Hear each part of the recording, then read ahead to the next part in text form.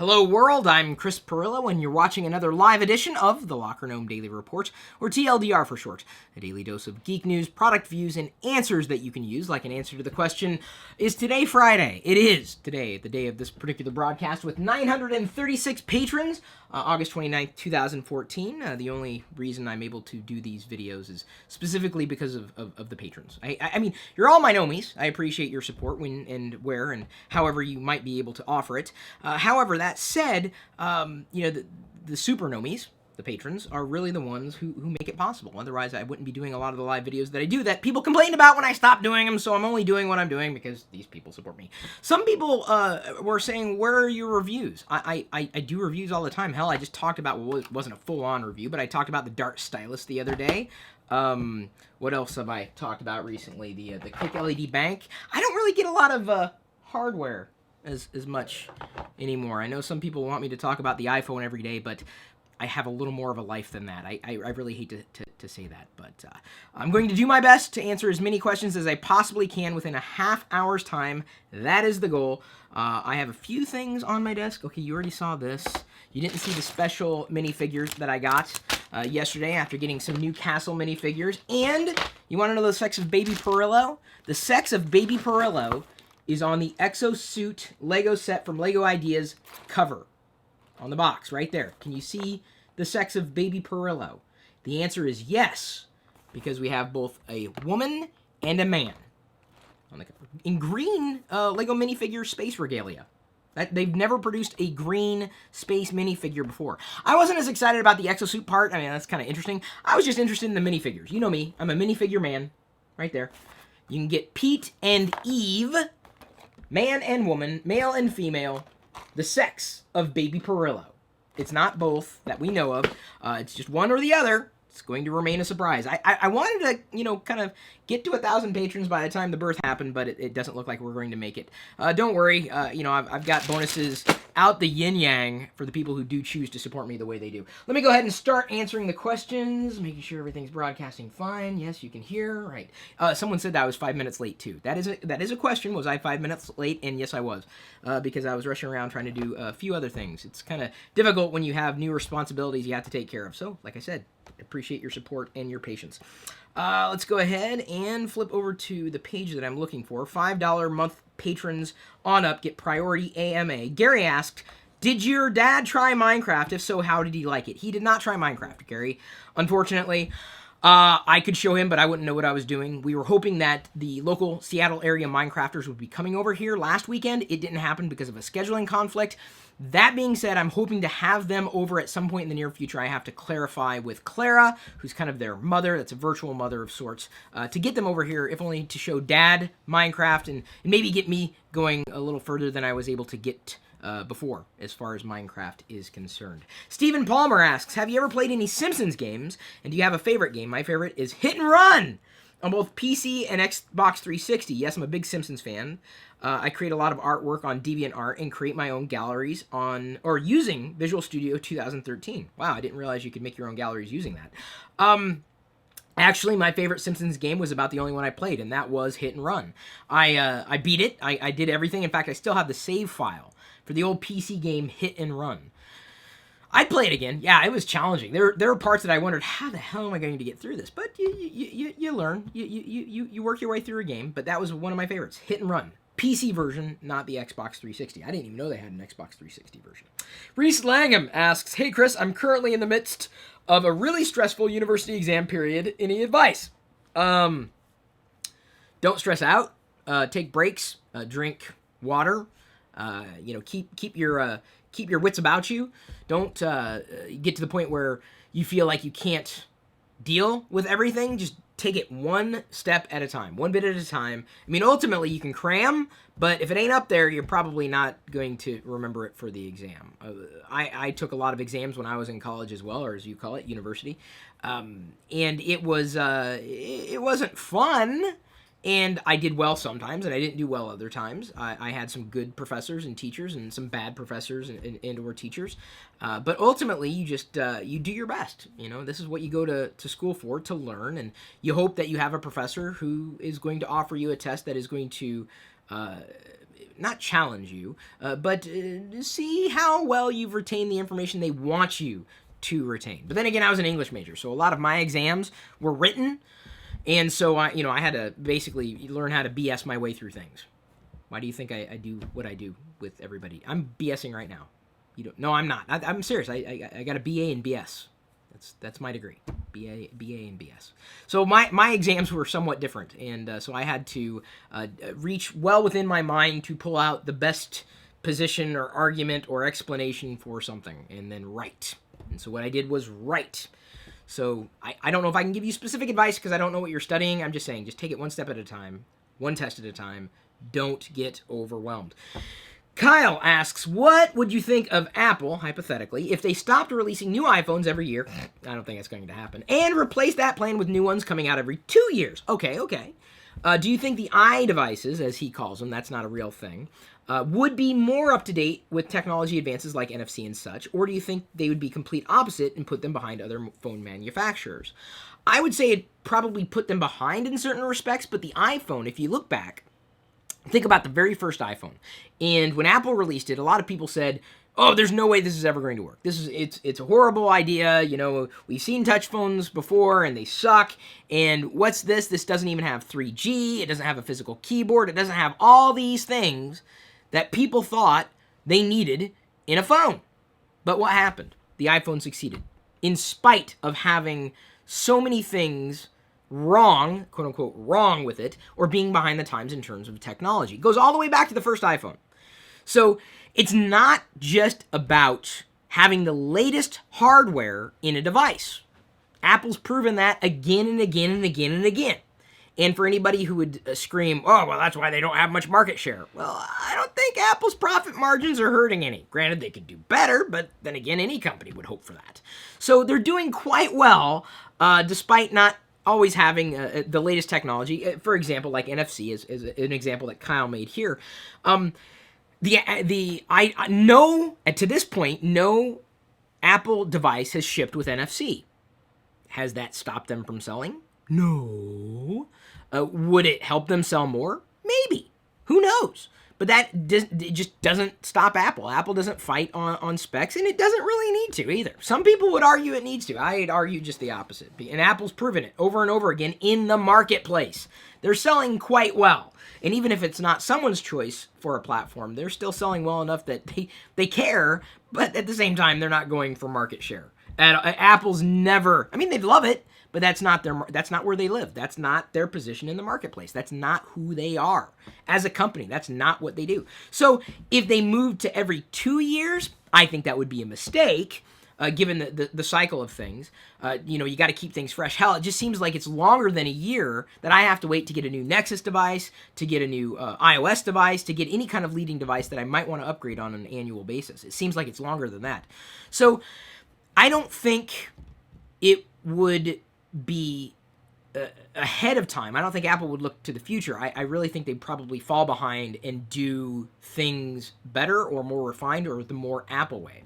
Apple didn't create the first touchscreen computer, but it's ended up being one of the hottest selling smartphone device out there ever. Now, I'm not saying that it can beat Android in terms of how many Android devices versus how many Apple devices or iOS devices are out there. I'm not talking about that.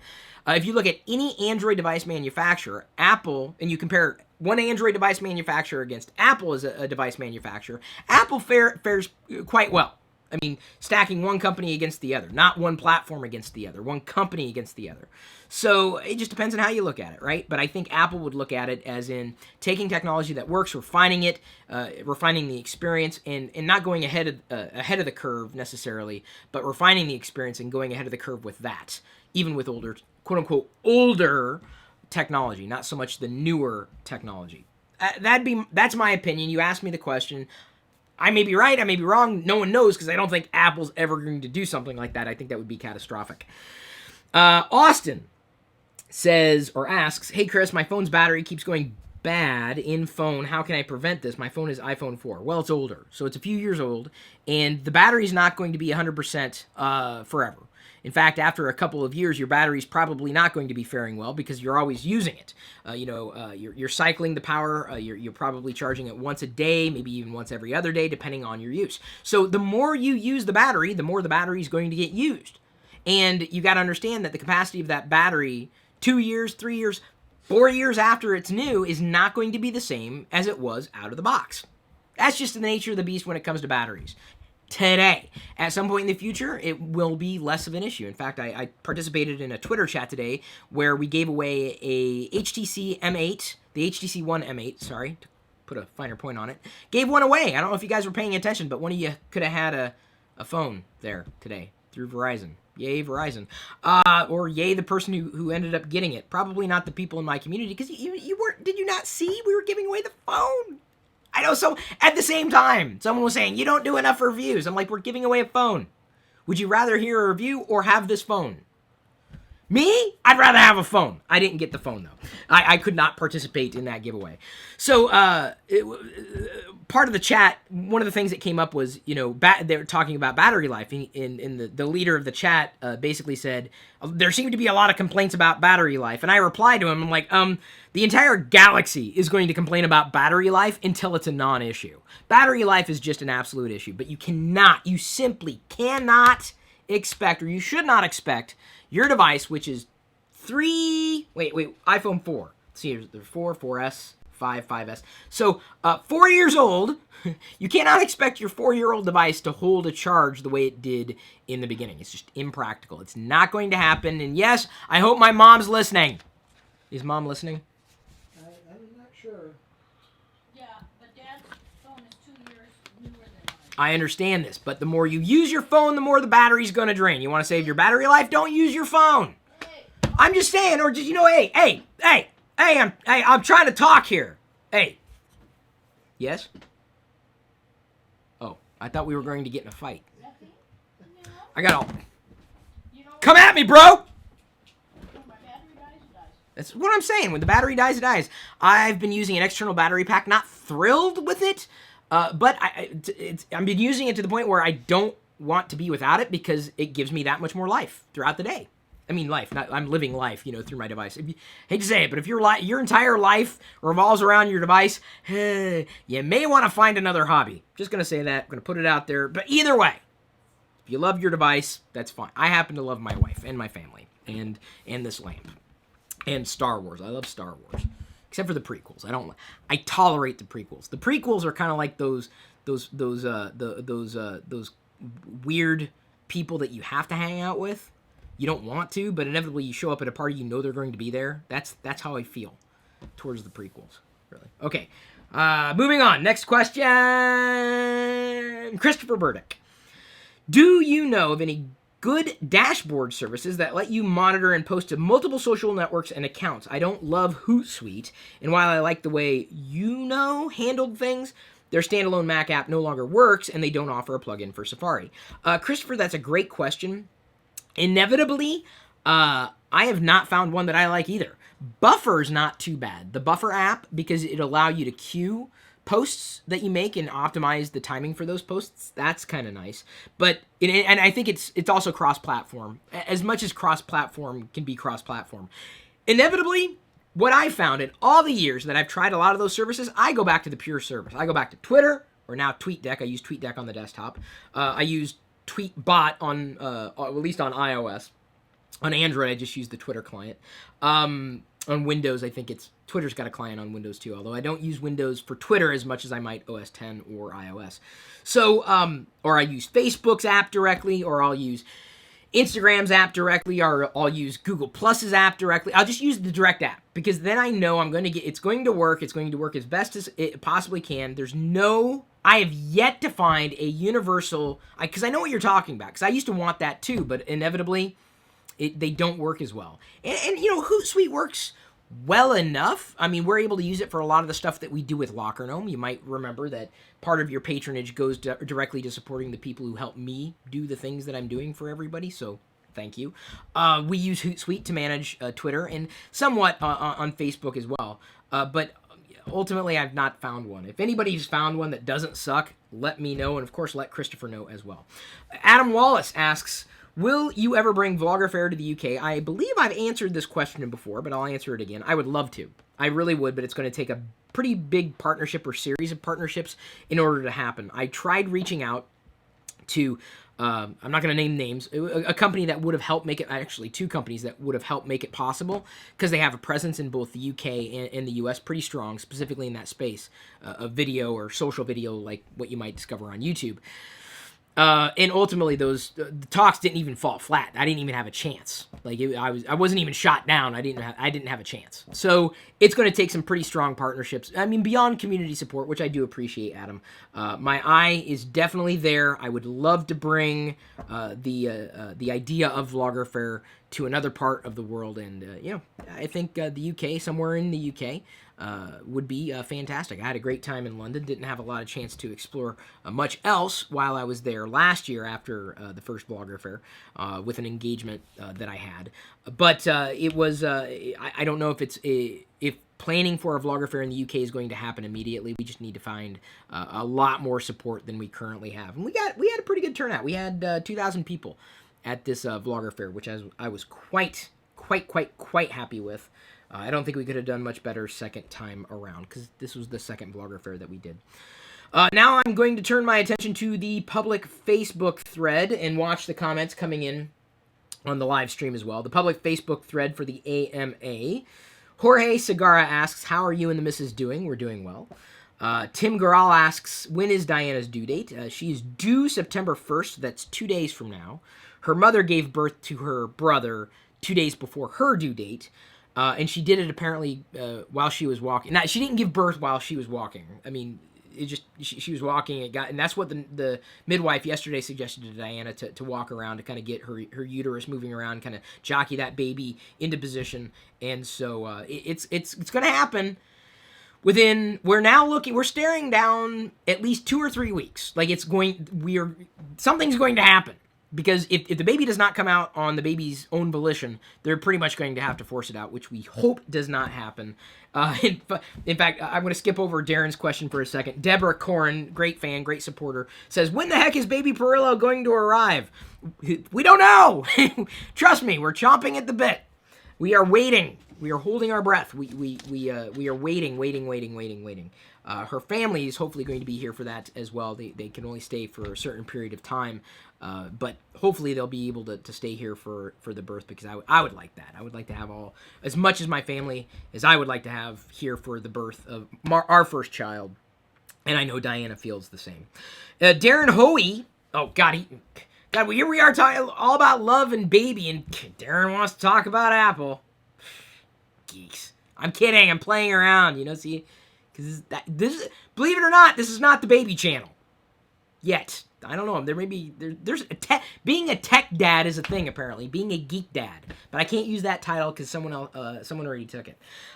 Do Apple fans want a 5.5-inch phone? You know what? Hang on. How you doing? I'm pulling out the phone here.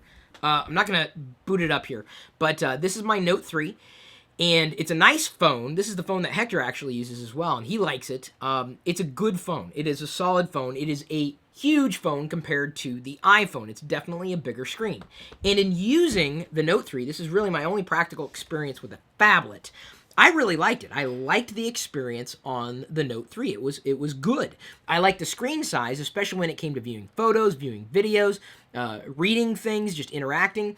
The only thing that I did not like, really, honestly, the only thing I did not like about this particular device was the fact that you have to use 2 hands. Now, that sounds like a big deal, but it's impractical. Maybe my thumbs are too short, but it's impractical to type on a keyboard with one hand or to use the phone single-handedly. And I use this phone, the current iPhone, the iPhone 5S, with one hand all the time, especially when I'm keying in and I only have one hand free. So that is a feature for me.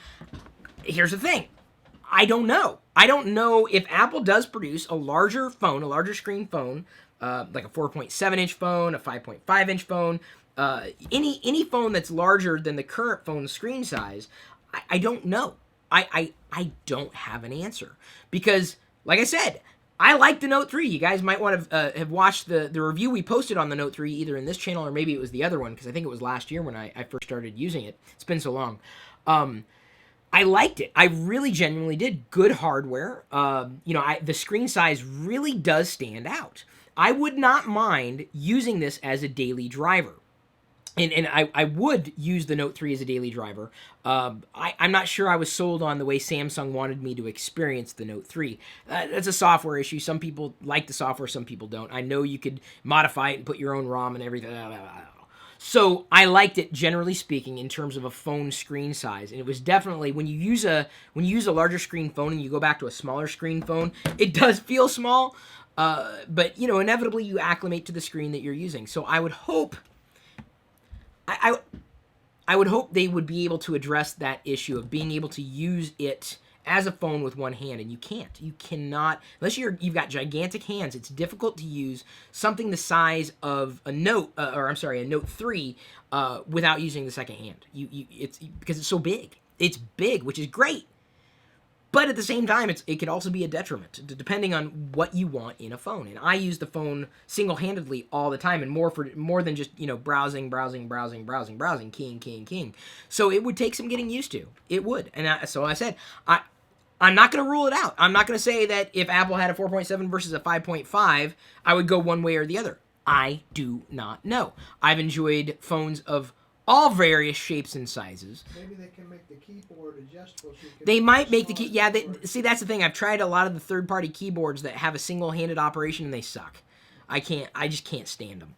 I don't like them at all. So, if I can't use a single, that is not a killer feature for me. I'm just saying that my use case right now is being able to use the phone with one hand. I mean, I admit it. I'm in bed. I'm laying down. I'm laying like this or whatever, and I'm browsing or I'm typing or I'm tweeting or whatever, and I'm in bed. I admit it. I use my smartphone in bed. In fact, I'd be surprised if half the people out there didn't do the same thing. You might have to use two hands. That's fine if you're used to using two hands. So, do Apple fans want a 5.5-inch phone? I don't think they'd turn it down, but I know it would be a radically different experience than what they'd been used to with the iPhone, and I don't know if that's going to be a good thing. I don't know. I do not have an answer to that question. Chris Dunlap asks, what do you have running on your arcade machine? Oh, let me go ahead and kick in the patrons. Give them credit here. If your name's not here and your pledge has been processed, let us know. We'll make sure it gets up there. It's an old XP machine, quite honestly. I think it's like XP Service Pack 2 that it's running on. It's a MAME machine, so I've got some licensed ROMs on there. And that's, how I'm able to play a lot of the games that I enjoyed playing when I was a kid. So it's pretty basic. I don't need it to be a killer machine. I mean, you're talking about old video games that just did not take that much power. So it is probably an overpowered PC that's operating the old machine. In fact, that's the only CRT that I have in the house. It's the only CRT anymore in the machine. I would want a CRT in an arcade machine, if only because that was the thing. You couldn't play an arcade game on an LCD, not a classic one. Newer one, yeah, I can understand, but not a classic. The classic needs the CRT. It needs that cathode ray yumminess. Simon Blackburn asks, when will the live stream with embedded chat return? This is a fantastic question. We had it for a brief while, and then someone leaked it, and I took it down. That's how it goes. So Patreon has been promising for quite some time to bring chat back in an official way. And when they do, that is when I'm going to figure out how to get chat working in here, so we'll be able to bring in live patrons during the live broadcast. I really, really, really want to bring it back, but until then, it's just not manageable for us to do at this stage. But when Patreon turns on that feature, absolutely sign me up. I cannot wait to bring live chat back. Muhammad Ali Syed asks, what are you most excited for that will be announced on Apple's event on September 9th? Well, I talked about this yesterday, so you can watch that video. Radoin Oopsie Bient, why are you asking us to ask you anything? Well, do you not want answers? You don't have to ask. You don't have to ask a question. You don't want an answer from me. You don't have to ask. It's up to you.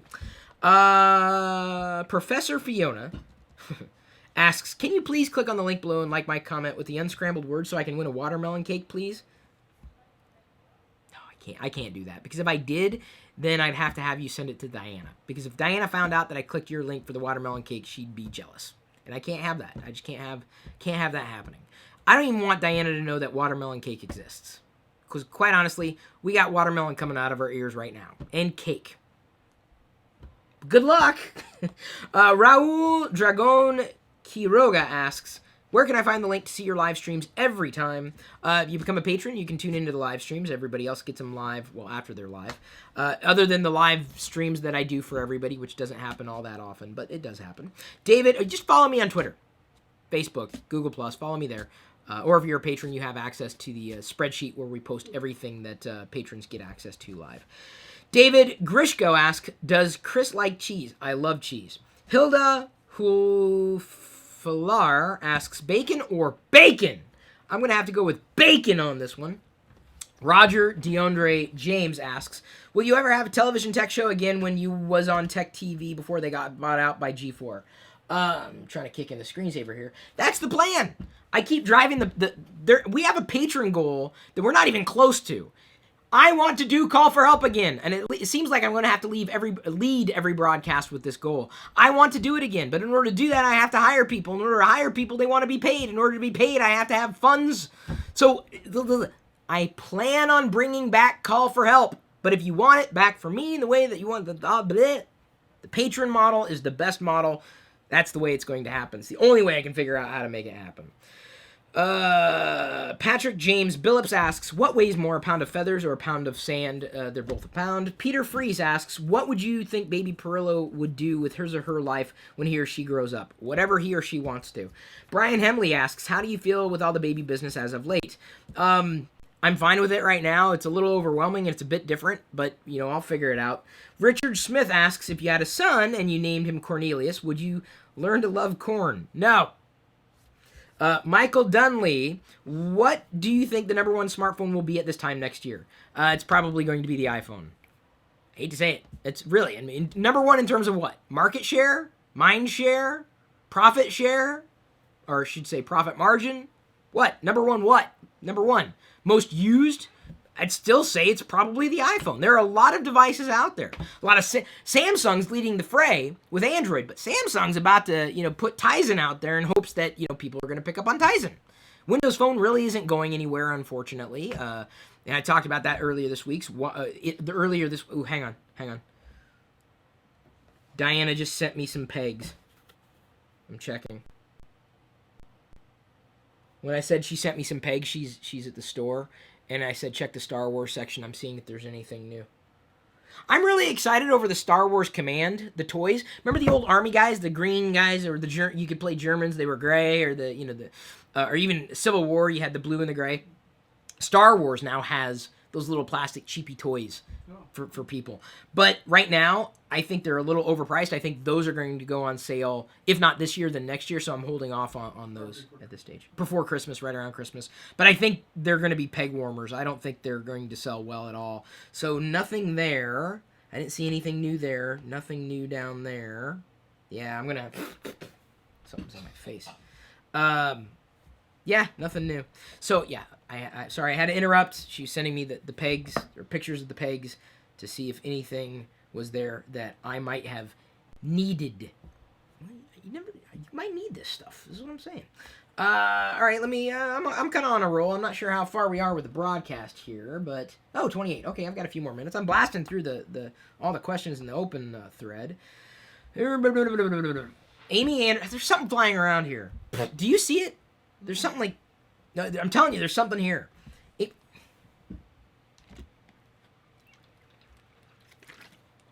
Better cover the coconut water. I don't want it to fly in there. Which toy will Pirillo, Baby Pirillo, be permitted to play with first? Touchscreen or wooden building blocks? Probably wooden building blocks.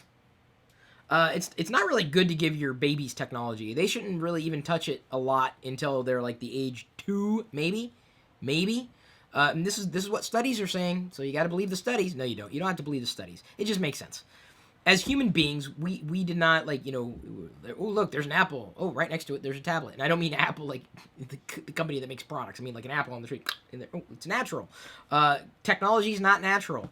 And in terms of a child's developmental cycles, by interrupting that and thinking we know better, I think we can actually be taking something away from a child, including introducing like developmental, behavioral, and mental issues altogether by introducing technology to the child too early. So wooden building blocks are probably going to be the first toys. Plus, here's the thing, I may upset a few nerds out there by saying this, but wooden blocks batteries don't die. Plus, they're not made of glass. Matt Bonneville asks, what's a good site to buy office furniture like the desk and chair you have? Anywhere. You can save money. Really. Honestly. Hector Luis Aponte III. Would you sign this petition for me? Yeah, it looks like a great petition, but no. The last petition I signed was to get Weird Al to play at the Super Bowl. Because it was a personal thing. I can't just sign every petition. I mean, I appreciate you asking me for the support, but that's the thing. I can't support it. Support all the things. Well, you support the things you want to support. That's great. But I got to support the things I want to support. I can't support everything. It's just impossible. You can't do it because then you're no longer yourself. Like you've got. I mean, this is great. I'm glad you asked, but it's not restoring the historic Central Railroad of New Jersey terminals, and then it trails off. It's not something that interests me. It's not something that I'm connected to in any way. You shared the link, so other people are, if they want to support it, can. But thank you. But no thank you, I can't support everything, and that's probably not something I'd support. I just don't know enough about it, and as much as I like you and you might like me, it's I can't. Because then, honestly, it's like everybody wants me to support something, and I can't. I wish I could, but it's like me asking you if you'll support everything. You can't. It's just, as a human being, it's impossible. So, I'm going to have to pass, but thank you for asking. Jackson Domino asks, best apps. I don't know if that was a question, but I don't know. There are a lot of best apps out there, depending what. Best apps for what? What? We're not just talking about there's only 2 apps available in the world. There are millions of apps for how many genres, how many things. I will answer the question if you just give me a finer point to address. I can address that finer point right there. Uthman Baksh asks, is there hope for a 25-year-old geek who's never actually kissed a girl? Uthman, I wish I could tell you. The answer is yes, but I don't know if you've tried. I don't know what have you attempted it? You got baby steps. Have you met someone that you like enough? Have they liked you? There's so many things that go into it. But there is always hope for everybody. Everybody, except for some people. But you're not the type of person that I wouldn't say, oh, you have no hope. You have hope. Some people don't have hope. I mean, honestly, some people really, and they always surprise me. I'm like, wow, I didn't think you had hope, but you did. That's great. Uthman, what I'm saying is you have hope. Jason Disbrow says, just saw your broken vlog camera. Yeah. My question, though, are you recording the audio just using the internal microphone of the vlog camera to use an external recorder or lav mics? Because the audio doesn't sound like audio from a camera, and it trails off.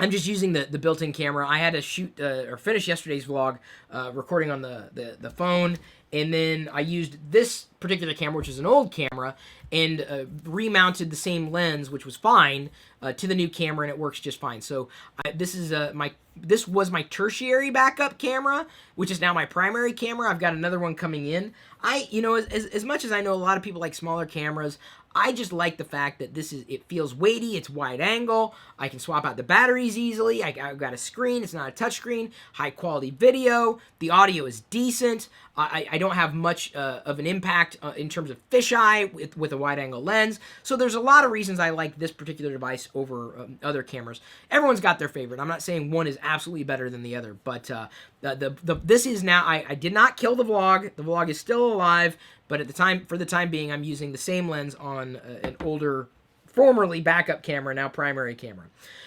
Tajbir Singh Batal asks, is Nexus 7 2013 still a good device to buy for an average user?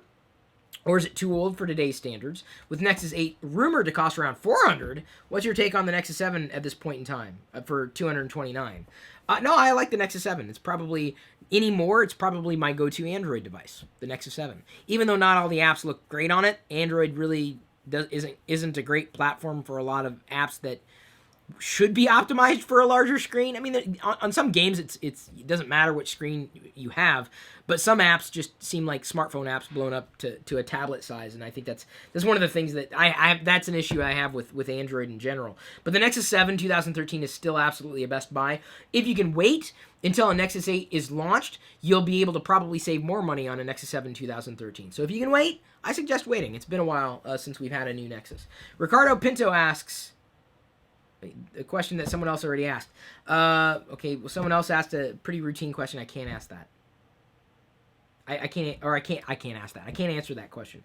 How did I break the vlog camera? Liam Cox asks. I dropped it. The floor broke it. I didn't break it. The floor broke it. Rhonda Meow Reedmans asks, when are you coming back to England? I don't know. Okay, last question, because I think we are definitely pushing the time here. Oh, Jonathan Rivera wants me to say hello to 8-month-old baby Naya. Hello, baby Naya. Cassie Lowe and others can't wait for the chat to come back. The last question. Liz Bradshaw, hello Liz, asks, what advice would you give to someone looking to adopt their first pet? Well, I thought you had a cat. Or, I mean, I don't know if that's really your cat. I mean, you got a cat. So, looking to adopt your first pet. Choose wisely. If you can adopt from rescue, when I say choose wisely, I mean not all pets were made alike. If you have a chance, maybe become a foster pet parent for a while. You get used to seeing what kind of animal you would want in your house, because every one of those animals are different. Just like human beings, every one of them has a personality, no doubt in my mind. I mean, I'm not going to go into the nuances of a dog versus cat versus hamster versus ferret or whatever pet you want to bring into your house, but that's all the more reason you want to do your research. Certain pets are predisposed for certain conditions. There are more family-friendly pets. If you don't have to worry about a family, then that's less of an issue. So you have to know what kind of pet you would want to adopt, and that's where you begin. Like the things that you don't want. Like you say, oh, I couldn't stand things being chewed up around the house. Well, then you probably want to adopt a pet, a rescue pet, that is not known for chewing, doesn't chew anything, or never, just doesn't chew. It's not what they do. So that's why I'm saying you really have to pay attention to that, because the last thing you want to do is adopt a pet because, oh, it's so cute, but then you bring it into the house and then everything's destroyed and you're like, oh, this is horrible, and then you have to get rid of the pet. That's bad, and that's your problem, not the pet's. So you can stop that from happening by getting to know a pet for a while before actually full-on adoption. And of course I say, go rescue if you can, because there are a lot of pets who are in need of being rescued from bad situations or potentially situations that are beyond their control. And you could love that pet in ways that nobody else could. So do your research, know what you want, and know what's going to work for you before you even go and start, trying to find a pet to bring into your life. Yeah, my mom even says research. It's funny, Liz must be watching live because she says, you said ask me anything. I was giving you content. Well, you did. You gave me content. I answered the question. So that's all I have for today. At this point, I'm going to wrap up. I've got one more live video to do for you right after this one, and that topic is, I think someone's asking how you get sponsors. So I'm going to record that video now, a live Q&A with you and me. If you want to know how to get sponsors, I'm going to be answering that question in a separate video in this channel. It is for the super nomies, the patrons out there, so if you really want to know, just become a patron. That's all you got to do. It's easy to support. Even if you can't, thanks again for all the support you can give. I appreciate all the time you've spent with me, with all the time that I've spent with you. Thanks for liking, sharing, commenting, subscribing, following, breathing, having a good week. If you didn't have a good week, I hope you have a good weekend. If your weekend sucks, I hope you have a great next week. I don't know what else to say, apart from, if nobody today has told you that they care about you, I'm here to tell you I care about you. Someone does. I may not know you very well, as much as you might know me, or at least the sliver of life that I should. See, this is, okay, imagine this whole screen is Chris Pirillo, right? Imagine this. Did you see this whole screen? The video? That's the whole of Chris Pirillo. What you get to see of Chris Pirillo, hang on. You see the edge of that pin? See that, the pin? See the edge of the pin right there? The tippy top? That's how much you see of me. That's how much you know of me. Just keep that in mind. I don't share everything, believe it or not. Share a lot. I try not to overshare. You're never going to hear me tweeting. Well, because number one, you can't speak when you tweet. You're never going to see me tweeting what I'm doing like Jerry Barnacules Nerdgasm Berg might do. He tweets when he poops. It's just TMI. Hell, I stopped you from seeing Diana's pee in today's vlog. What more do you want? She was ready. She even filmed her pee. I had to look at her pee. Didn't need to see that, so I didn't share that. You're welcome. At this point, I'm going to leave you to your own devices. We'll see you later.